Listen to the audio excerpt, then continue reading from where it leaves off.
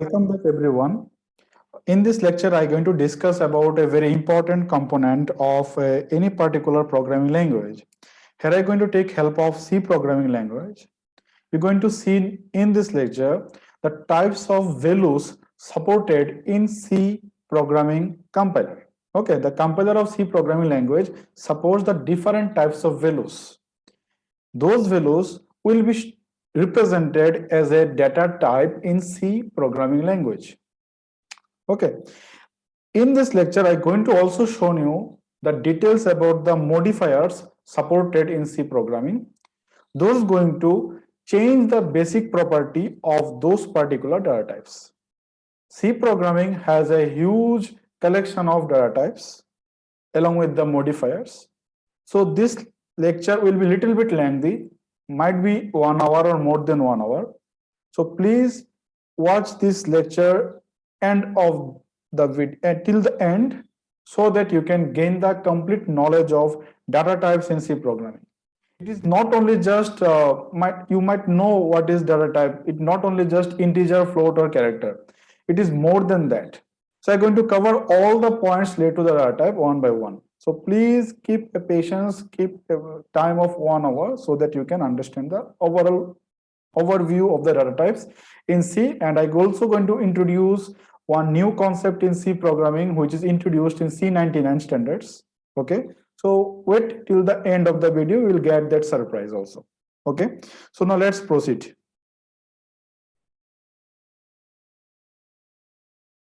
Yes, so what is actually data types? What is the need of the data types in computer programming? See the definition. The data type defines which operation can safely be performed. Which operation can safely? You might thought here, I am not going to do any banking operation, not any transaction. Safely means, see, safely is not only related to that banking transaction or any online transaction. Here you working with the values, correct? Programming is what? Programming is only just take values from you in the formation of input. We can take any interface to take input from you, either through console, either through an web page, or either you have put some values in a text file, we can read those text file through some programming language. So safely means here, if you given a value, suppose this value you have given, okay, this value you have given, or suppose you have given this value, okay, or suppose you have given this value, or you have given this value, or you have given something like this. So the value should be remain same, it should not be changed. That's why this word I have used here. Which operation can safely, data type defines which operations can safely be performed to create, transform, and use variable in another computation. You give me some values, with the values will be saved into certain name. Those names will be considered as variables. We'll see later also what is variable in detail. I have a separate lecture for that. Variables and constants. You can find the particular lecture in the description of this video. Okay, so how we can use those values in a safely in a computation, such as creating of variable, transferring its value to another variable, or use this variable in any expression. So when a programming language requires a variable to only be used in ways that respect its data type, this is the way. We need to know the data type of that value. We need to know what is the type of that, what is the type of that, what is the type of that, what is the type of that. We need to know all of their types so that we can give the perfect data type and we can proceed with that particular values. Very, very important point. C programming is a strongly typed language. Strongly typed means without using the data type, you cannot move in a single line of code in C programming. Strongly typed. Let's see. Here I put two examples. Okay, where you get to know actually about the need of these data types. Let's take the first one. Imagine that when you go to see a doctor, okay, for consultation, to get some prescription for illness, what doctor will give you? Doctor will give one prescription, he'll prescribe some medicine on that, related to the problem that you have, physical problem. So see what doctor will do. Now the doctor must first identify the disease that you might have, correct? Definitely it's going to ask what is the problem, then prescribe medicine appropriately, correct? So he will analyzing your disease and prescribe it appropriately. So he would also probably ask for any allergies that you might have and modify the prescription accordingly. This is a scenario, correct? So how this thing can be, I want to convert it to computer code, how it will be possible. So in case of programming language, you can consider your body as a data. Yes, you have, doctor will ask your age, doctor will ask your height, your weight. Based on that, he will prescribe the medicine, and also it will analyze the disease, the data of the disease. It will ask few history about your disease, correct? The medicines as the operators, definitely medicines is the operator, is going to operate on your body, or you can say the functions, or anything that can work on data that your body. And of course, you are a programmer here and would be the doctor. So now on the very basic level, you need to know what type of data you are working on, because you can give your name to the doctor. He'll ask your name, it will ask your age, the name of the disease also, or you are taking any other medicine. Okay, so we need to know all of these informations with respect to data type, so that this program can be built. Okay, so now let's proceed. So the question is that, is C programming language strongly typed? Answer is yes. There is no second thought. Without data type, you cannot move a single line of code in C program. You cannot write a single line of code. Because where are you going to save the values then? What are their type? What type of medicine doctor is going to prescribe you, correct? So let's see now what is the use of the data type in C. First, how to use these data types in C? The first point is that identify the type of a variable when it declared. You need to identify. What is the type of value it can have? Suppose my age is 23, correct? So what type of values it is? You need to identify that. So you declare a variable here, age. You need to identify what type. So you need to specify certain type here. Second, identify the type of the return value of a functions. Yes, we are working with the function. We always write integer main, and at last we write this int main, and at last we write return 0.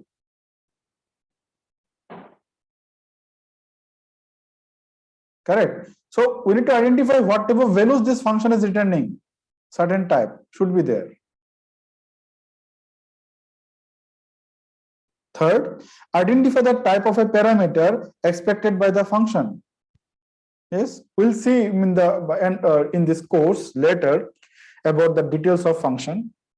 Okay, so when you're working with the function has two things: the return type and some parameter. That's why these parentheses are used. We'll see the details of functions. So these are the three specific and main reason that we use the data types in C. Identifying your data from your body by the doctor, we need that. Doctor is asking about the history of your medicine so that he can prescribe correct medicine, and medicine going to be function on your body. Type of medicine data. Okay, on return, you give something to the doctor. Definitely, that fee you need to give, consultation fee. And the doctor will give certain input to your body in the formation of medicine, or he will examine your body through the certain parameters. So all about this data. So what is data type then in C programming language? In C programming language, data types constitute the semantics and characteristics of storage of data elements. How the data is going to be stored? Where? In computer memory, definitely in RAM. When you execute a piece of code, your source file is .c, source file is get converted to .exe at last, and that exe need to be loaded into RAM so that you can give input, you can process your informations, you can get the output. So RAM is what? RAM is a memory device. RAM is a memory device. How much RAM we have in our laptop? It is variable based on your computer's characteristics. In my, I have 8. In your case, it is be 4 GB. In someone's case, it will be 16 more. So out of this huge size of RAM, how much size is required to process your data?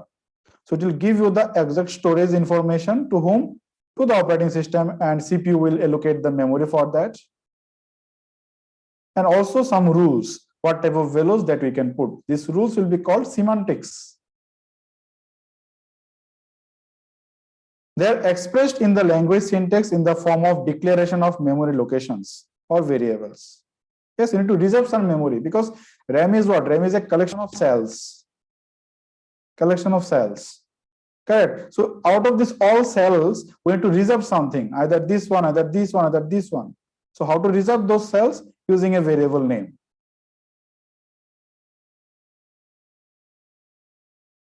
Data type also determine the types of operation or methods of processing of data elements.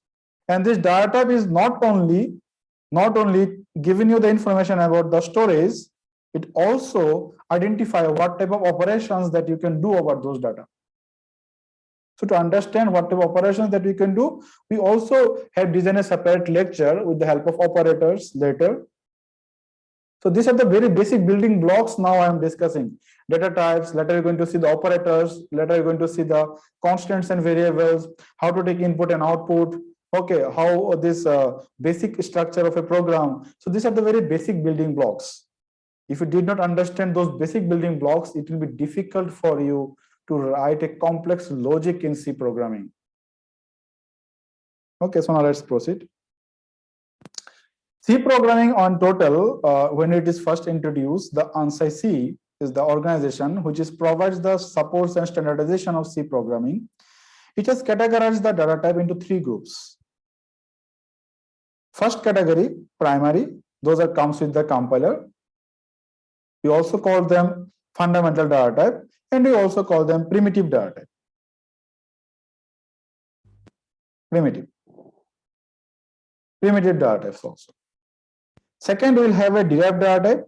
Derived data type going to use these primitive or primary data types with new features. They're going to use it. And in user-defined data type, here where size is not defined, how much memory it will require, it will be decided by us, the programmer. What is the name of the variable? What is the type of the data? How much memory it is going to reserve into RAM? It is totally taken care by the programmer. That is called user-defined data type. We'll see the user-defined type later in this course. Such as we'll see later what are the user-defined data type we have later. Similar derived data type also. In this lecture, it is restricted to only primary, or we call fundamental, or we call primitive data type. This lecture is restricted to this data type only. Okay, because other 2 data types are very vast in top. It will take more time to cover, so it is not possible to cover in one lecture. Okay, so let's proceed with the primary data types. Whatever the properties are possible for a data type.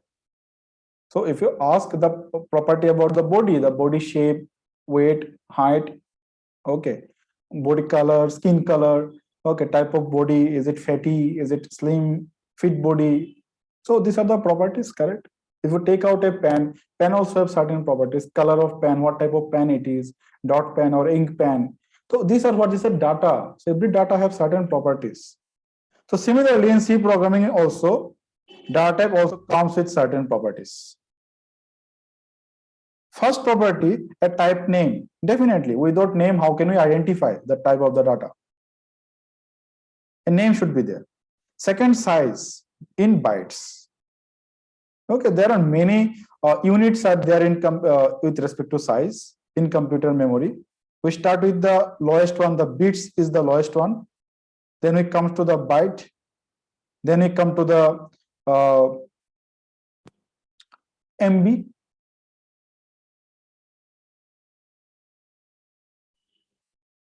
Okay, kilobyte and MB. KB, we have the MB, megabyte. We have the gigabyte.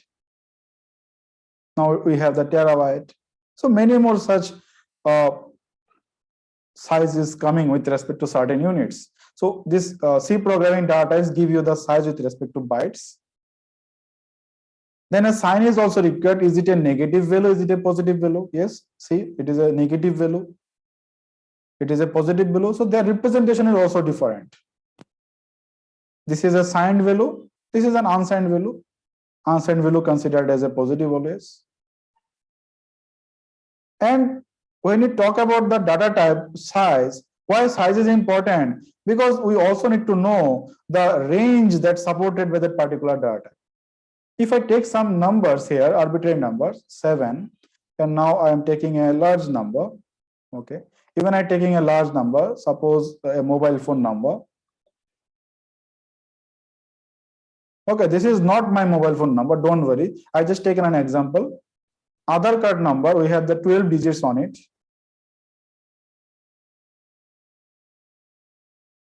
Okay.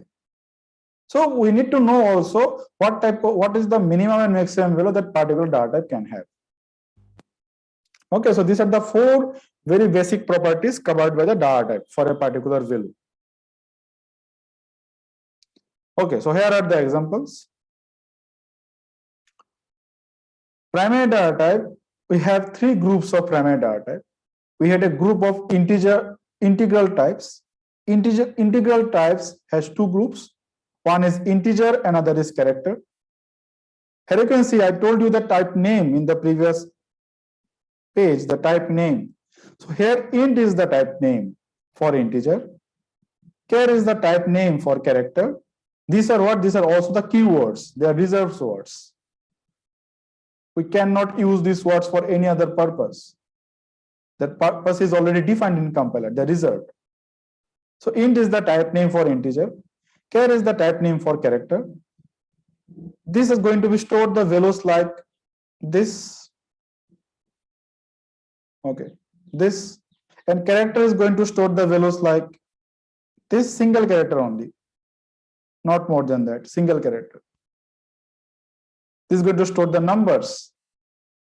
So when you say number has another type also. Fractional number is also there. So you also have a floating point type over here. Floating point types. So this will cover what? Fractional.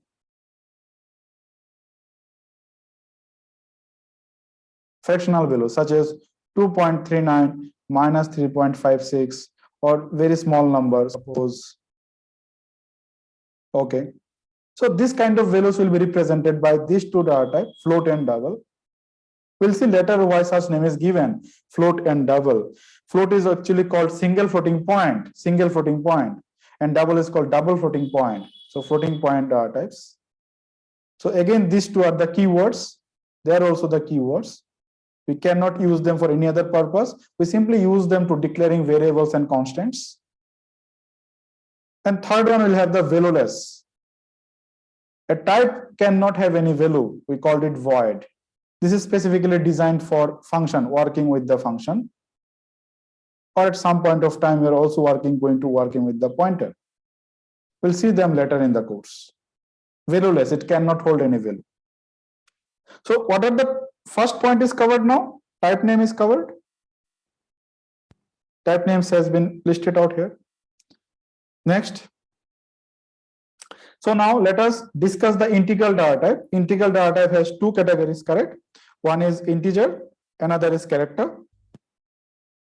In total, they call the integral data type.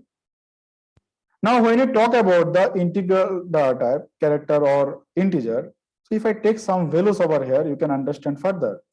This integer data type, okay, int data type, further has few modifiers. Okay, further has few modifiers. As I told you that modifiers will modify the basic structure of the data type, correct? So it supports 4 modifiers: short, long, signed and unsigned. Short we're going to take for very small values, short int, very small values. Then we have a long for the large values. We can use the long int, or we can also use long int for the large values such as Aadhaar card or 16-digit numbers. For small values, we can use this for age, only 2 digits. If a value is a positive value, age is a positive value, so we can make it also unsigned short int for a positive values. And if you have a negative values as well, marks can be negative. If you're answering some questions have negative marking as well, so marks can be negative. So better to write them as a signed short integer. So when you say signed can have positive values as well as negative values. But on the other side, unsigned only have the positive values, not negative values. Okay, so we can combine these 4 modifiers with the int data type. And third one we have, see the third point here, out of these 4 modifiers, character only support 2, signed character or unsigned character. It doesn't support short or long. It doesn't support short or long. It has 2 types, signed and unsigned.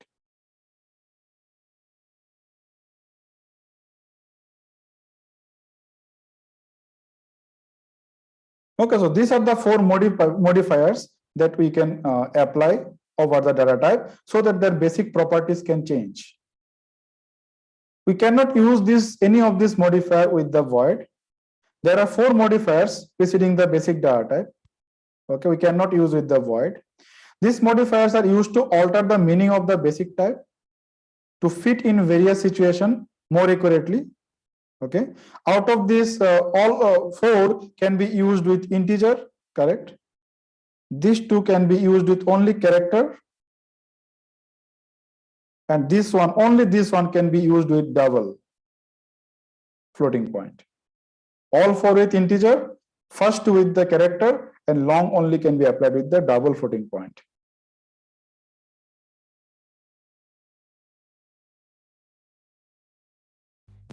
Okay, so now let us discuss in detail about the modifiers for integer data type. All 4 modifiers are applicable with the integer data type. Yes. Now, when we talk about programming language, there are always compiler have some default properties. So if you did not use any modifier with the integer data type, it will be considered as signed.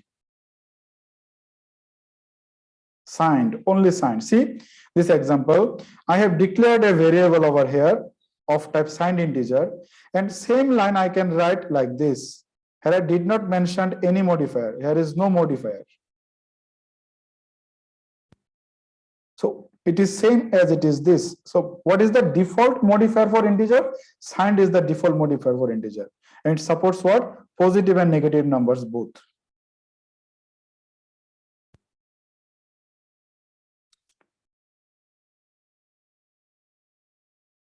For the character, as I told, only signed and unsigned is support. Okay. So by default is which one? For the character is unsigned by default. You might thought, what is the purpose of signed with the character? We will going to understand in this lecture only. What is the purpose of signed with character? So writing unsigned before a character type, not mentioning, are same. This is the default modifier supported by the character. So here, what is char? Char is the type name. And what is this? This is the modifier. Do not interchange their positions. As of now, let us see. So as I told you earlier, double is supported only the modifier long. It doesn't support any other modifier, only long double. The size of long double is 80 bits, means 10 bytes. So 10 bytes memory block will be reserved for this variable var. So now this is what? This is the modifier. This is what? The type name. This is what? This is a variable name. What is the memory requirement to it? 80 bits, means 10 bytes.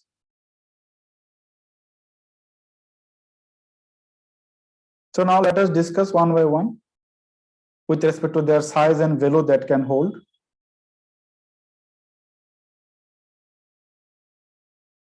Now name we have identified. Now let us see their size. Character data type. So these are the three different ways we can make it character data type, either writing only char or writing unsigned char, both are same.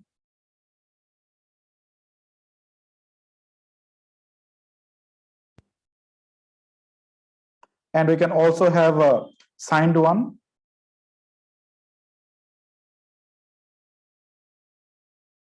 Okay, so now here you can see unsigned character doesn't have negative values, it will have value 0.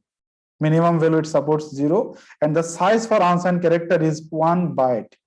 So 1 byte means 8 bits. So what will be the maximum value for that unsigned character? How to calculate? Computer understand only binary, correct? Binary means 2. So to calculate 2 to the power 8. What is 2 to the power 8? 256 is the value, but it started from 0. So it will be 256 minus 1. So now 255. This is the maximum value supported by the unsigned character. And this is the minimum value supported by unsigned character. So let us see in the compiler how we can do this character part. Okay, so let us declare here character ch. Let's calculate its size. So how to calculate its size? We're going to use one operator here, size of operator.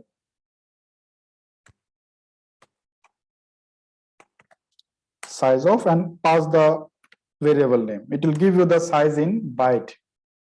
Run. Okay, see, I get the output as 1. There is some warning because this operator needs a format specifier %LD. So let us use a format specifier %LD so that warning can be taken care. Okay, now you get the size here, size is 1. I've discussed a separate lecture about the format specifiers and input and output. So to make you just understand whatever values it can have the values like this, a character. Then how to print a character? So let's take another printf function.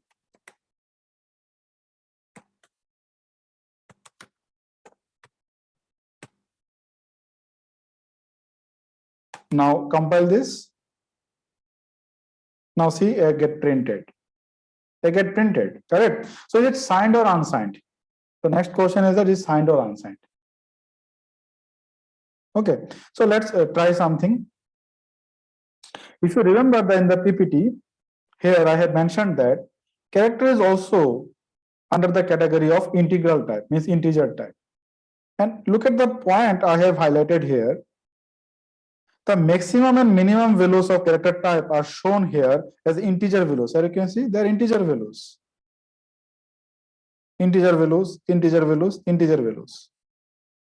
These numbers are called ASCII values. ASCII codes are associated with every character. Internally, characters are processed like integer by the CPU. So every character has some reserved number. We called it the ASCII code or ASCII value. So let's go back to the compiler and see these ASCII values. So now what CH is hold? CH is hold is an A. A is a lowercase a, correct? Which is a lowercase a. So let us see what is the ASCII value of lowercase a. ASCII values are integer, so I need a format specifier %D for that. Now run. Now check the output. It's give me 97. So 97 is the ASCII value. Is it a positive number? It is a positive number. Can we assign a negative number? Let us check. Can you assign a number directly to the characters? -3. Printf. Okay. So percentage is the format specifier that we normally use to print an integer value. So I am to print the ASCII value of CH and I am to print the ASCII value of CH. ASCII value of CH will be a character. So I am using %C here. And CH holding a negative value, -3. So let's now try. See, there is some character supported. Right now it is not supported in this compiler. It gets a symbol over here. Okay, symbol over here. The value is -3. If I make it unsigned, what will happen? Unsigned means only positive values. Now see, -3 is not there, it's become a positive number. Unsigned means positive value. So again, 253 belongs to some ASCII values of certain characters. This character is not supported to this console, we cannot see. Okay, we support that ASCII standards characters, all the alphabets of your keyboard. So I hope the idea is clear. What character can hold? Character can hold a character type values or ASCII values. What will be the range? Range will not going to be cross 255 if it is unsigned. So let us try. I am assigned a value 256. It is the value which is supported by the character database. 255 is the character database supports. Correct? And now I am assigning 256, which is more than the range. So that means here we will lose some information. This is the point I have highlighted here. You can process securely. Okay, you can process the data. If you remember at the very first point, here safely, operations can safely be performed.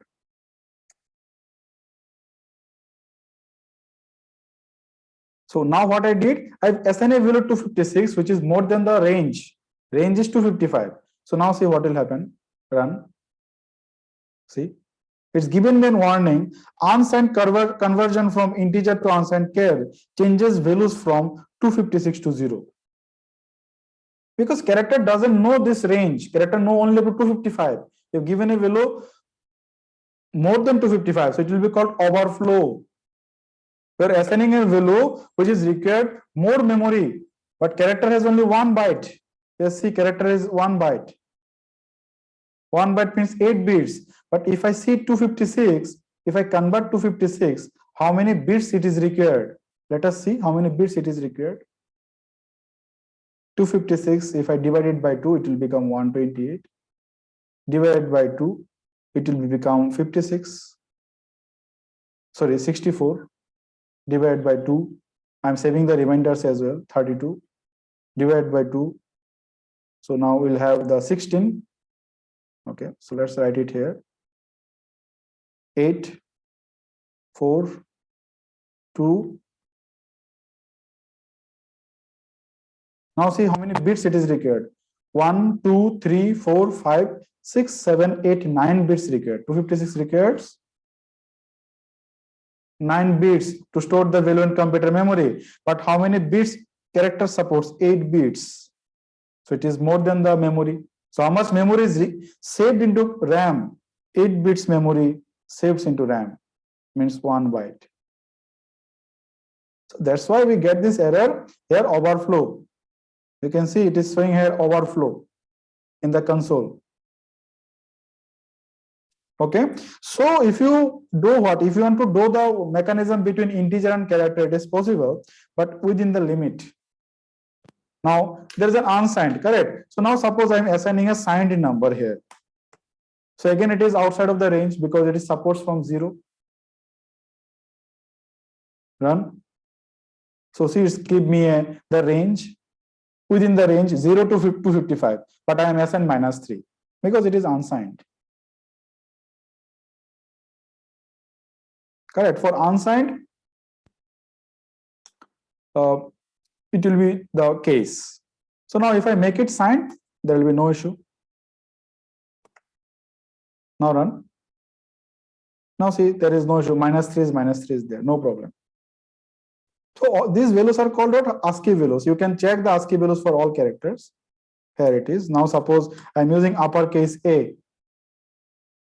So uppercase A is a character supported with the character data type, correct? So now see the outcome. ASCII value of A is 65. 65 is less than the range, correct?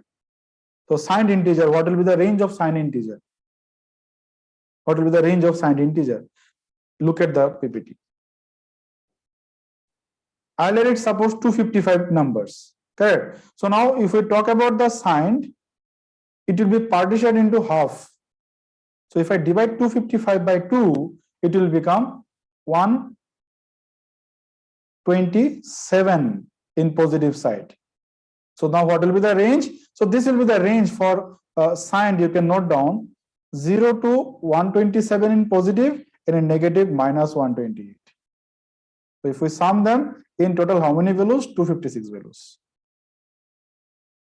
This will be the range. So that means this signed character cannot have a value more than 127. So let's try 129. Run.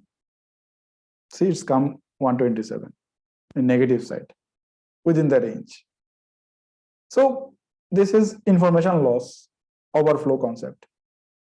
If we try with the negative, same 129. It supports 128 only in negative direction. Now see, it is saying overflow, again overflow.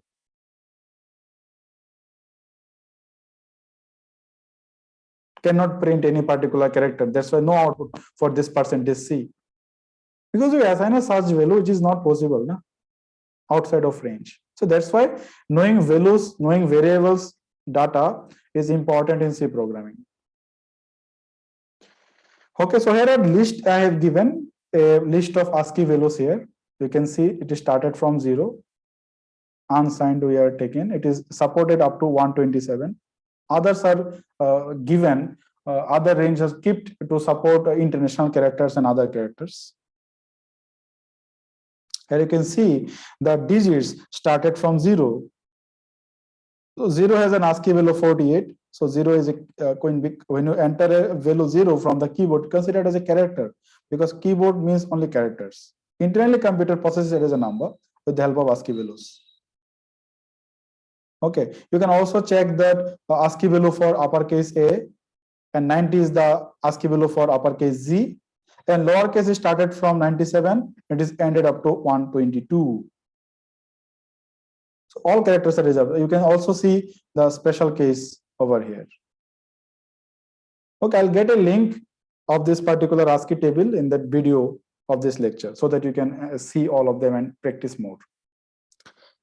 Okay, so here a sample code I have given. Here I am just taking an input from the user.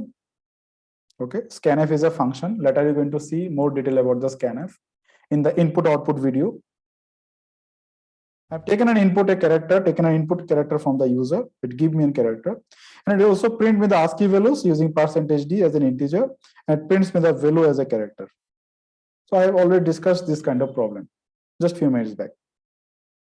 This way you can generate the ASCII values for a particular character. Okay, so now discuss about the integer along with their modifiers. Integer supports 4 modifiers: unsigned, signed, short, and long.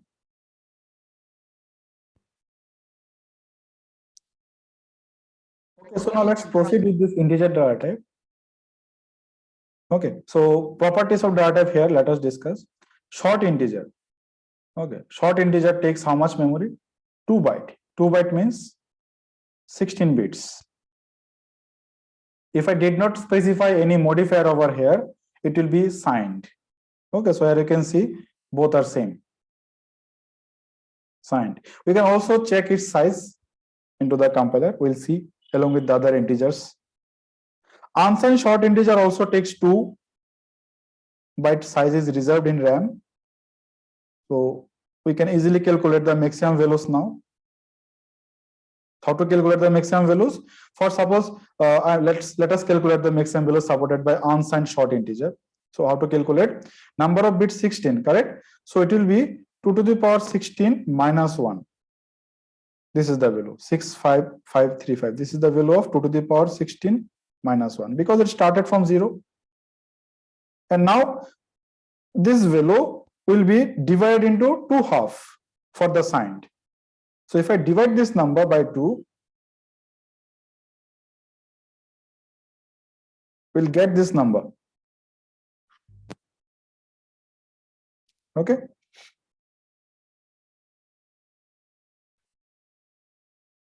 And half of the numbers will be going into the negative side as well because of signed. Now, in recent computer architectures, long integer and integer both are represented the same. Recent computer architectures. So integer and you are right, long integer both will be remain same. What is the size? 4 byte. So now see, you can store a large number now. The range is increased. So what is the number of bits it will have? 4 into 8, 32 bits. Unsigned integer also same, 4 into 8, 32 bits. So what is the maximum value now it can support? So it is equivalent to 2 to the power 32 minus 1. Correct? So when I write only integer, it represents signed also. So now for signed, it will be partitioned in 2 halves. Half of the values in negative side, half of the values in positive side. And what is the minimum value for unsigned integer? 0. Maximum value how to calculate? By just considering the bits. So what will be the value for this? It is 2 to the power 31 minus 1. And it is 2 to the power 31, okay, but in negative direction. In negative direction.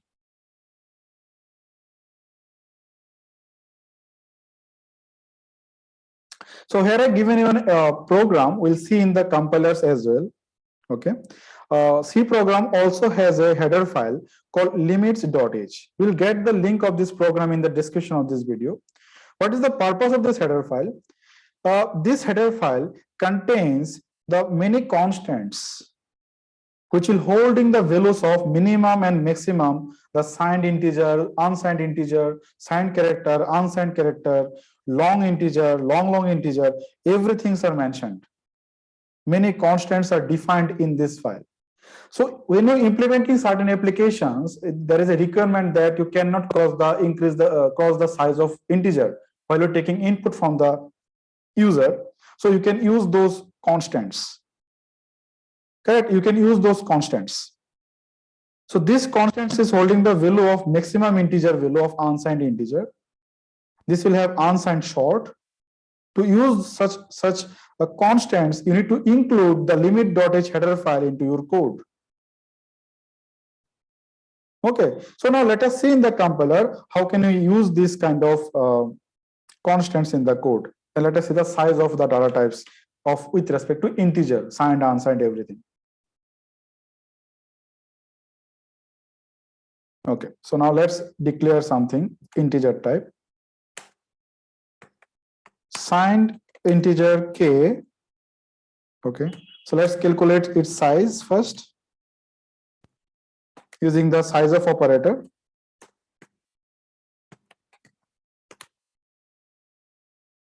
K is the signed integer. Run 4 byte. Fine, 4 byte.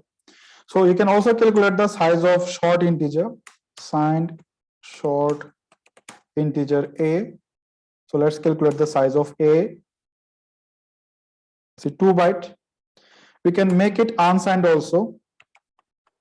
Unsigned. Memory will be reserved same. Only thing is that maximum and minimum value it can support. Memory will be same. 2 byte for the short integer. Either it is signed or unsigned. Similarly for integer, either it is signed, unsigned, memory will be same, 4 byte. Unsigned short integer, suppose b I am writing. So now calculate the size of b, 2 byte. 2 byte. Okay, so you can also check the size of a long integer, which is introduced in after 2003 in standard C compiler. If you need to store a large value, so we can also have a data type for that. Long. So I need to apply the modifier now 2 times. Okay, long integer, suppose mobile number or other number. So let us calculate its size.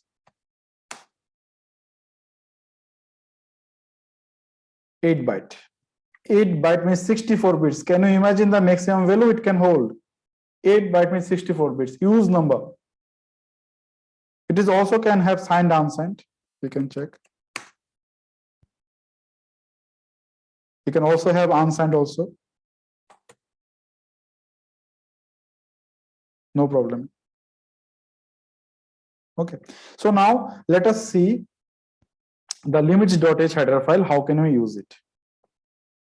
Okay. So limits.h.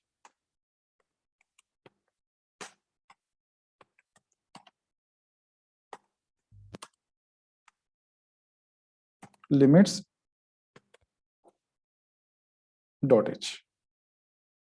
It has many constants which has the predefined values of signed, unsigned, either minimum, either maximum. Okay. So let us check for signed short integer. What is the minimum value it can have? Printf.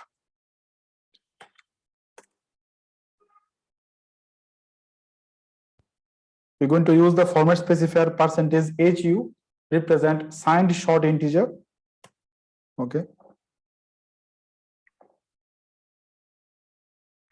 Short int. So it will have the maximum value it has supports. Okay, sorry. Short maximum. It should be like this only. Okay, so now run. Here you can see the maximum value it can has. The minimum value, let us print the minimum value in negative direction. So it is the maximum value supported by short integer, signed short integer. Okay, so now let's print the minimum value as well.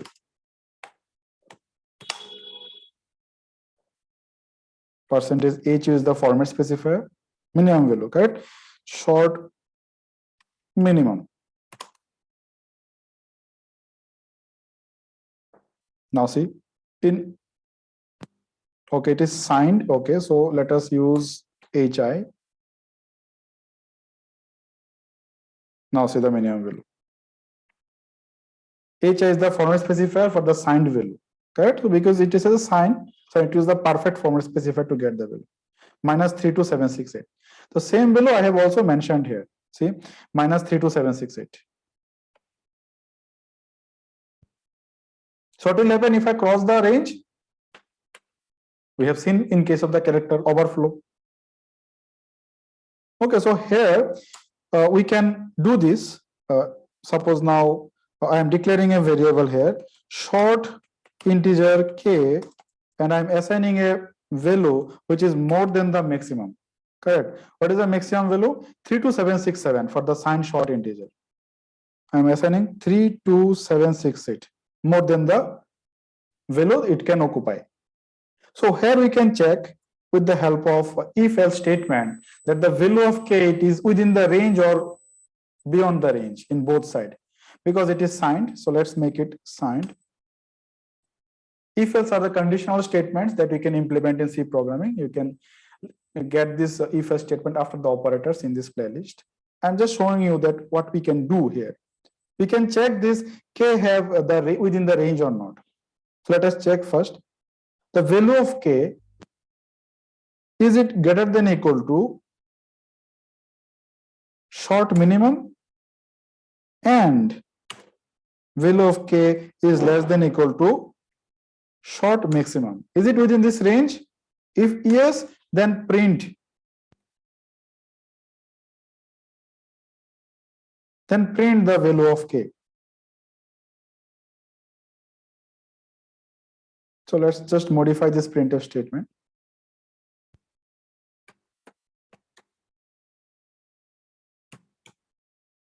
Value of k. If not, do not print. Just give a message. Outside range.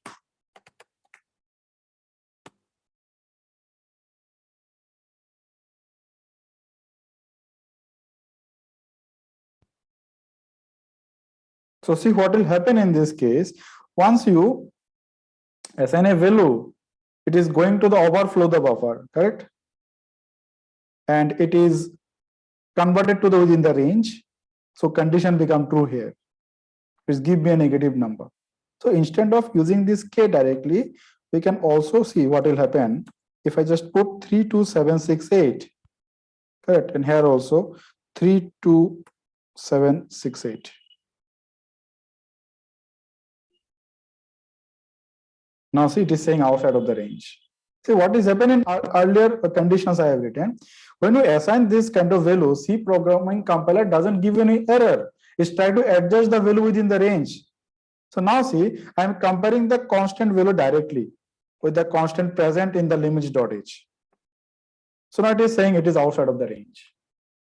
It doesn't print the value of k now. Okay, so this is the helpful of this header file.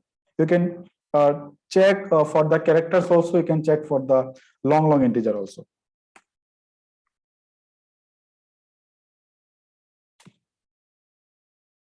Okay, so here are the three other constants you can use. These are represents the signed long, and these are represents the unsigned long. For long, we need to use the format specifier correctly. Percentage LD represents the long integer, and for the signed, and percentage LU represents the unsigned long integer. Okay, so you need to use the format specifier correctly. Now let's proceed with the floating point types. As we have already discussed that floating point have two categories. One is float, another is double. It is called single floating point, it is called double floating point. And what is their memory requirement? It consumes 4 bytes of memory, and the double consumes 8 bytes of memory. Here I am representing the minimum and maximum value with respect to in exponential form. And when you talk about the fractional values, fractional value also comes in a in this format, correct? Something like this, 3.6789. This is what? This is called decimal places. This number have up to 4 decimal places. So when you talk about the floating point data, which supports up to 6 decimal place, it cannot support more than 6 decimal place. Similarly, double has what? Double up to supports 15 decimal place. I am given with respect to my computer. In some book or website, it is written as 10th decimal place or 12th decimal place, because it is depend on the IEEE standards of floating point numbers. So it also depends your computer architecture at some point, and the compiler on which compiler that you are working. Okay, I'm working on GDB compiler. With respect to GDB compiler, and my processor is i3 processor with 7th generation. So you can, with respect to this, I'm giving this data of decimal places. Long double consumes 8 bytes of memory, huge number. So I cannot represent this huge number here. So that's why I'm representing in the exponential form. The minimum and maximum value. There is no unsigned and signed concept. It can have negative values as well. And it supports up to 20 decimal place. So let us see. Like integer and character, we had a header file limits.h. Can we have any other header file for the floats? Yes, we have another header file which have this all the values minimum and maximum. This is called float.h. Float.h. So you can check them the minimum and maximum values. Okay, given by this data type float. Long is the modifier. Only modifier is applicable with the double. By that range is also increased. So let us see this same program in the compiler. Okay, same program in the compiler. Let us see. Okay, so now check in the compiler. I have taken the same program. Okay, same program I have taken over here. Here you can see, I want to print the maximum value that a float variable can have. I'm using the general form of floating point numbers. General form of floating point numbers, format specifier percentage %G. Normally we use the format specifier percentage %F.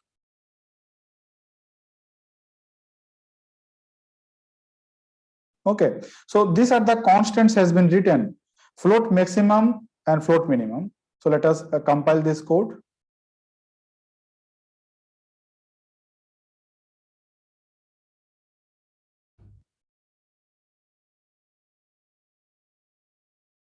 Check it here.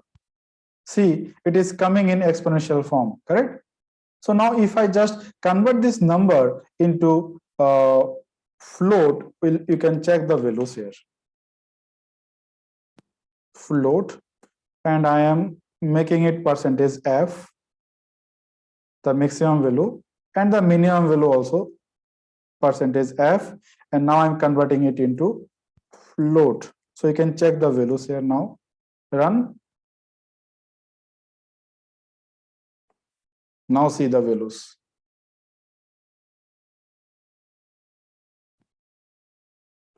The maximum value float number supports up to 6 decimal place. Here you can check the 6 decimal place. So I'm also checking this precision size. Here you can see this is also saved into this particular header file float.h. So how many decimal place it supports? It is saved against this constant here, float flt underscore dig. It supports up to 6 decimal place. Double supports up to 15 decimal place, and in this compiler it supports long double up to 18th decimal place.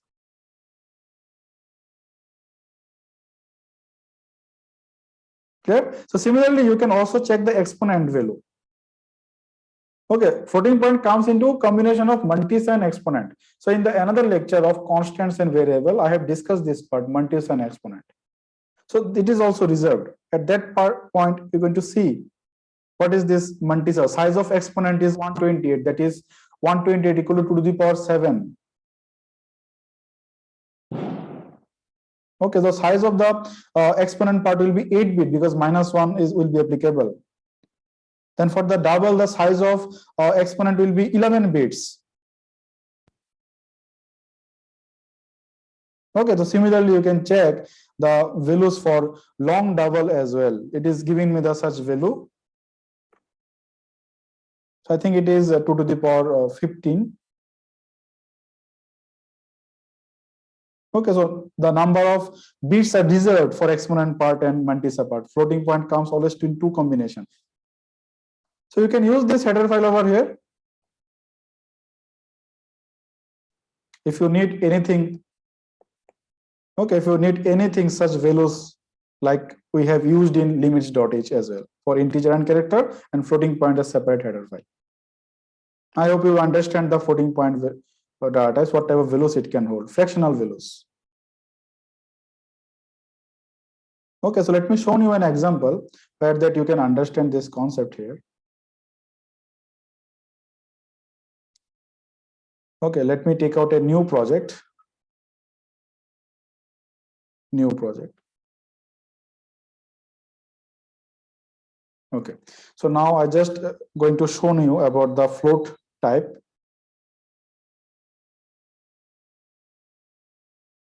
Float f equal to 4.5 f, 4.5. So what it will print, you can check. The format specifier we normally use percentage f, the fractional number f. So it will print up to 6 decimal place. Here you can check in the console 6 decimal place. Correct. If you have some more, only 6, run. Only 6, not more than 6. Okay, if you need more than 6, you can go with the double and long double. The format specifier for double, let us make it double. Double. LF is the format specifier. It will also print up to 6. We need to apply certain precision concept. By default, compiler will print up to 6 decimal place. So we can apply some precision concept. How many decimal places we have? 7 decimal places. So let's make it 7 now. So now I'm informing the compiler, print up to 7 decimal place. Run. So it prints the number correctly. If you want up to 10, okay, no problem. So let's use this up to 10. Run. Got it? You can also print this double in an exponential form. So to do that, you can use percentage %e to print it in exponential form. So it prints in exponential form. You can also use long double. Long double. So the format specifier is percentage %lf, L in uppercase. So it is supports up to 20 decimal place according to the standard, and here it is supports as I listed 20 decimal place, and GDB compiler supports up to 18th. Correct. So now let us make it more. Okay, and now let's make it up to 18th. Run. So see, it prints up to 18th. Although the number of decimal places I have provided, it is less than 18. It is covered. So that's why implementation of floating point is a processor dependent. It supports now IEEE standards. So architecture to architecture, it will vary. So that's why when you're working with the floating point numbers in computer program, it takes more time to process because Mantissa part is there and exponential part is there. Okay, you'll get the link of variables and constant where I discuss the Mantissa and exponent part. And also I have designed a separate video how floating point numbers has been represented into computer memory. You will get this link in the description as well. You can also check its size. So let's confirm. Size always come in byte. Byte is an integer number. So do not confused here. Why am I using %d? Because I just want to print the size of the long double.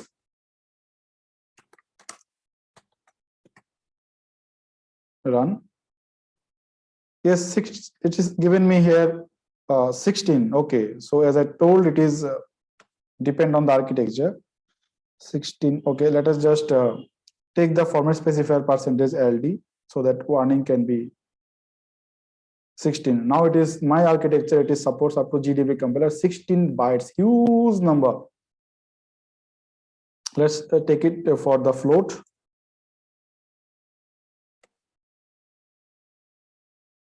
Four byte. Now check for the double.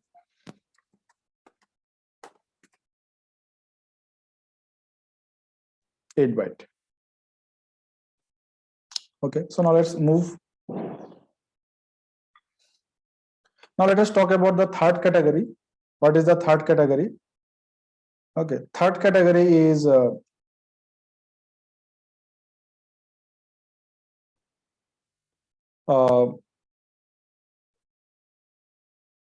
void, the valueless. Correct, the valueless. So when to use void as a return type of the function? Okay,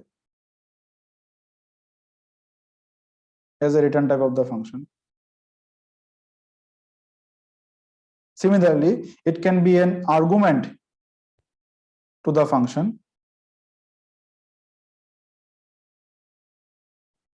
as well.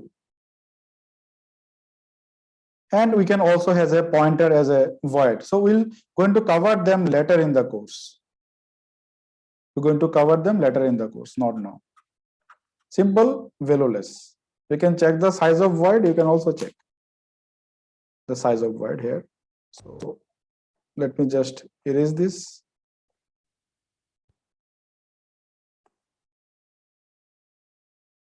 Okay, now calculate the size of void. Run 1 byte.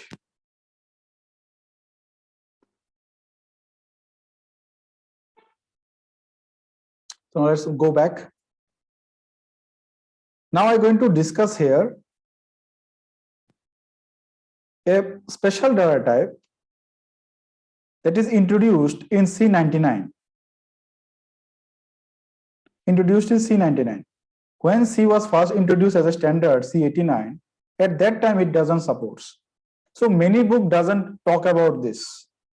If you prefer any particular book or any website, it doesn't talk about this bool data type in C.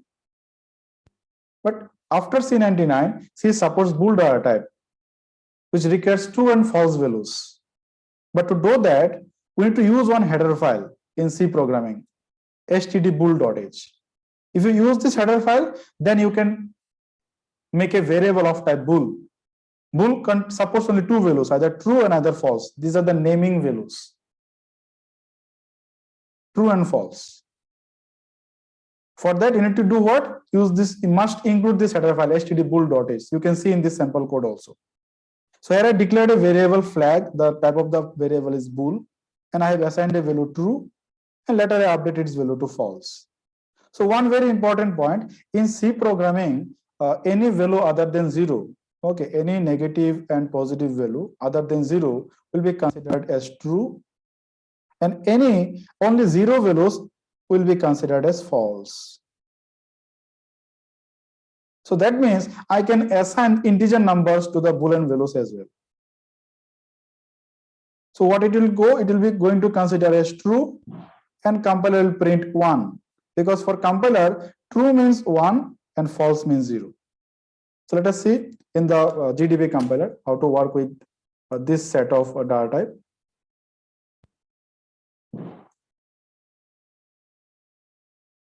So we need to do what? We need to use a header file. Which header file? stdbool.h.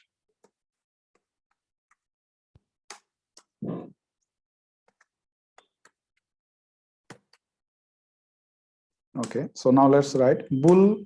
I'm declaring a variable here. I'm assigning a value true. So compiler will print what? Will print as an integer 1 and 0 only. So let's print its value. So it will print 1. True means 1. See, 1. So now if I update its value to false, if I make it false, it will print me 0. 0.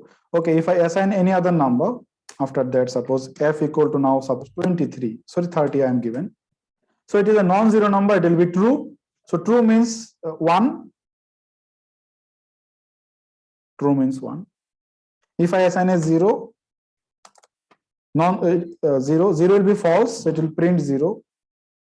0. Okay, this is the way bool data type is work.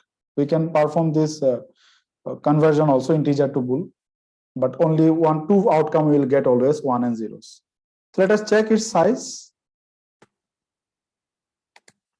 Size of operator, let's apply f and run.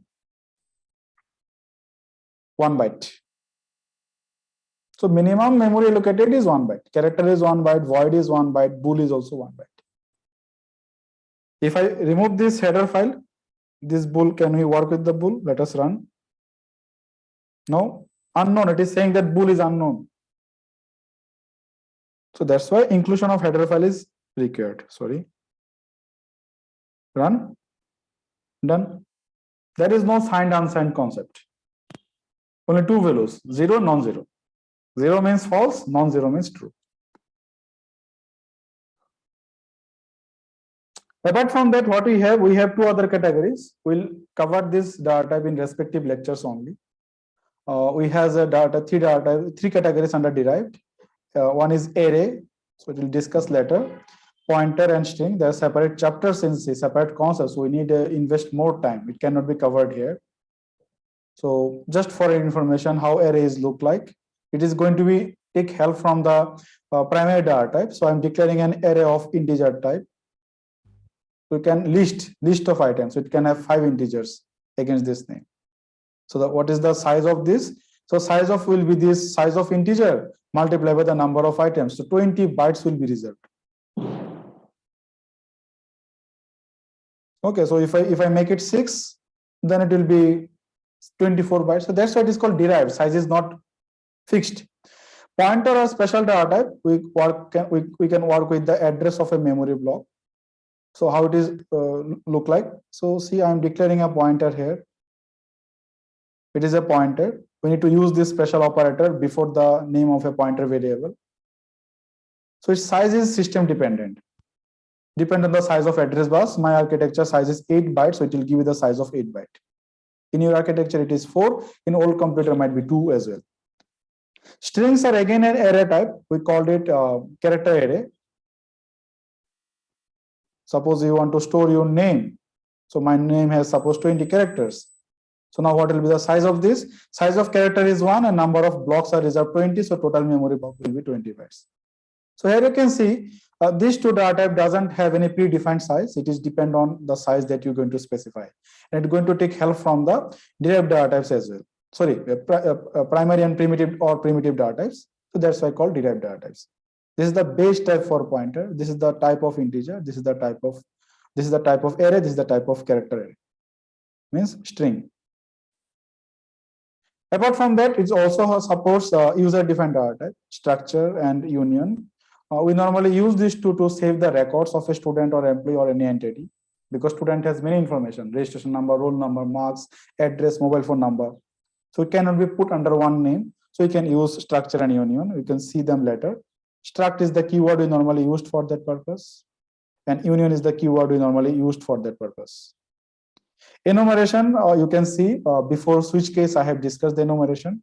So enum is the keyword we normally used. It is designed on top of integer. Type def is also a special kind of user defined data type. We can create our own, we can define our own name of our own. So type def is the keyword for that. So we'll see the use of type def later. Okay, so this is the end of data type. So I hope you understand what type of values required for data type. If it is negative number, use signed. If it is a negative character, also use signed. Float doesn't support signed unsigned. It can have negative values as well, but no need to use signed unsigned. If you want to work with the bool data type, you need to use the header file bool std_bool.h as an include to the header, your code. Limits.h contains all the constants, predefined constants, can give you the maximum and minimum values of all integer types, including characters. Float.h contains the information about various constants required for the floating point data types, such as float, double, and long double. Float data types supports only one modifier, that is double supports long. In my computer, it is showing 16 bytes of memory required for the long double. But if you read the books, it will give you 10 bytes. So as I told you, the floating point data types depend on the system architecture because it is controlling by the IEEE standards. And if you cross the range, what will happen? Overflow. Character, unsigned character is 127 maximum value. If you assign any value more than that, it will overflow. Overflow means compiler will lose some information. So that's why data type is important. Knowing the range is also important. So I hope you like this video. You have actually learned something new. So please do not forget to subscribe my channel, and please share this video if you like it with your friends. Okay, so thank you very much. We'll see very shortly with the another videos in C programming.